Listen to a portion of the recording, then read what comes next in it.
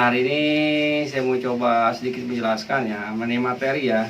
Materi mengenai salah satu akurasi. Nah, banyak yang bertanya-tanya seperti apakah sistem kerja akurasi. Nah, terutama di unit YouTube Big Game ya.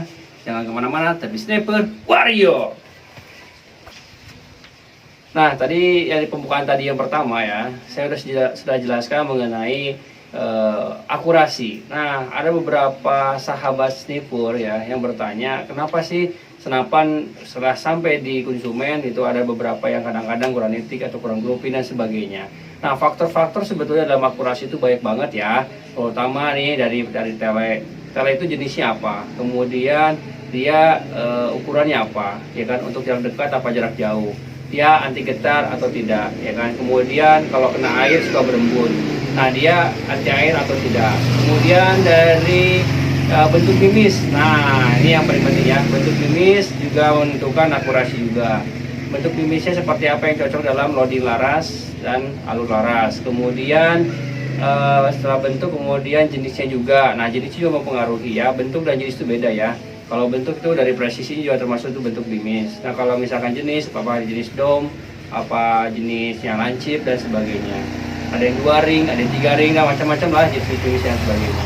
Ada juga yang bimisnya cocok untuk bimis lokal, bisa cocok, bagus. Ada yang cocok misalkan untuk laras, untuk bimis yang impor doang misalkan, bisa jadi seperti itu ya. Kemudian skill, nah skill juga mempengaruhi dari akurasi itu juga sendiri ya. Akurasi sangat terpengaruh banget sama namanya skill penembak ya. Karena untuk jenis-jenis senapan Big Game, apalagi yang berpresi, itu dia punya recoilnya cukup tinggi dibandingkan yang small game ya. Bayangkan saja FPS-nya di atas 1200, 1200 kadang lebih ya. Nah, itu memberikan hentakan atau memberikan recoil yang cukup tinggi. Akhirnya akurasi cukup terpengaruh terhadap skill si penembak itu sendiri. Nah, makanya oleh karena itu harus banyak latihan ya. Terus apalagi yang mempengaruhi akurasi, apalagi ya perdam. Nah, juga pengaruh juga. Rata-rata drat perdam itu nggak cocok juga dengan drat yang ada di ujung laras. Nah, itu juga mempengaruhi. Terkadang suka terbentur oleh perdam ya si ujung mimis. Larasnya udah bagus, kemudian mimisnya udah bagus, penembaknya udah bagus, ternyata perdamnya masalah. Ya, rata-rata untuk di game jarang pakai perdam karena juga mempengaruhi power ya. Kemudian dari muzzle brake juga berpengaruh. Muzzle brake coba deh lihat di ujungnya itu lubangnya berapa mili. Rata-rata kalau ujung drat itu kecil ya, ujung lubangnya kecil di ujung muzzle brake, nah itu juga mempengaruhi. Itu semakin kecil resiko untuk akurasi kurang bagus itu berpengaruh ya. Jadi cari muzzle brake yang lubangnya itu yang besar, itu cukup bagus lah untuk akurasi ya, karena tidak akan terbentur nanti si mimis ketika keluar ya. Terus apalagi ya, angin. Nah, angin juga berpengaruh. Ketika kita tes dalam kondisi tertentu, angin tertentu, kita akan ujikan terhadap situasi, misalkan angin yang tertentu juga akan hasilnya akan tertentu juga ya.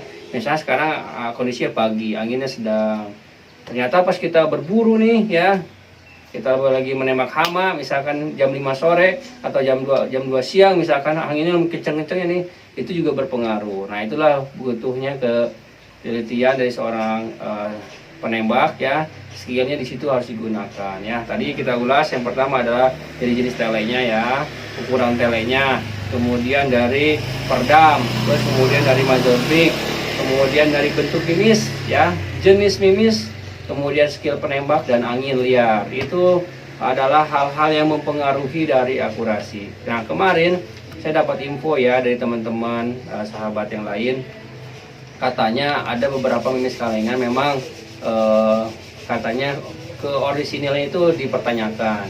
Memang betul sih, ketika salah satu merek saya lihat dalam satu kaleng ya, ini mereknya merek terkenal ya, dan sering saya gunakan juga untuk nembak-nembak di buruan-buruan di luar sana ya, saya sering gunakan itu.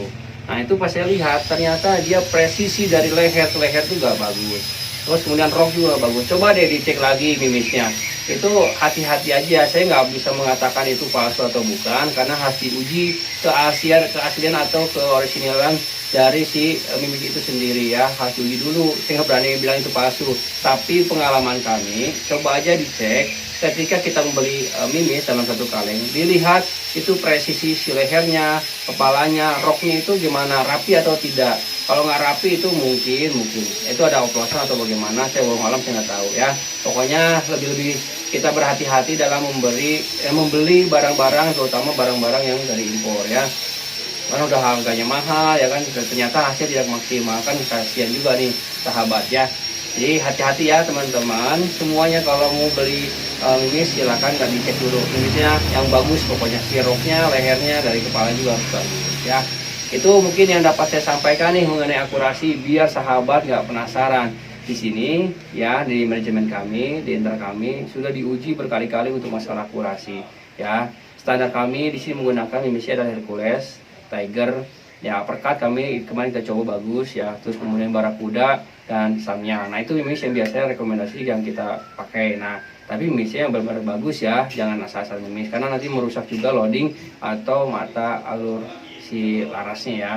Nah itu aja lah pokoknya, biar nggak penasaran. Kemarin sih ada beberapa yang mempertanyakan gimana nih kok akurasinya di tes kok kurang bagus. Ya, itulah tadi faktornya, mohon dicek aja. Karena satu lagi nih ya, ada sistem Grenell pun mempengaruhi akurasi. Jadi ada sistem Grenell, sistemnya semi tube ya. Jadi Grenellnya harus didorong dulu ke depan ya. Dari ke depan itu biar si mimisnya masuk dulu nih, melewati lubang transfer. Di lubang transfer ya ini mimisnya biar melewati dulu ya, baru Grenell ditarik ke belakang. Nah seperti itu. Itu ada sistemnya seperti itu, jadi harus paham dulu nih sistem kerjanya seperti apa gitu. Jadi jangan asal masukin mimis, tinggal Grenell disangkutin, tinggal nembak, enggak. Jadi harus kita pahami sistem kerjanya seperti apa. Jadi setiap karakter senapan itu memiliki karakter yang beda-beda, fungsi beda-beda, manfaat juga beda-beda. Nah oleh karena itu jangan kita mempersepsikan atau langsung fix buat senapan semua sama, enggak. Semua senapan itu berbeda-beda. Kadang-kadang dalam satu produksi pun ada satu produksi itu beda-beda produknya ya. Yang kita produksi begitu sama dalam setiap jenis, setiap unit itu pasti beda-beda, fungsinya, part-part juga pasti beda-beda ya. Makanya mohon dipahami dulu, diteliti dulu semuanya. Kalau misalkan kita sebelum menggunakan, kita pelajari dulu ya. Kita analisa dulu nih, kenapa seperti ini, baru kita pertanyakan ya. Ini yang jelas, silakan. Kurang jelas nanti silakan tanyakan aja di description ya, di komen ya. Di komen nanti tanyakan aja seperti apa yang ingin ditanyakan, silakan. Atau mau chat langsung konsultasi ke admin sales kami juga silakan. Kami terbuka, WA kami aktif 24 jam, kami siap bantu ya dengan budaya fast ya. Terima kasih, sampai ketemu di tayangan selanjutnya. Salam Sniper Warrior.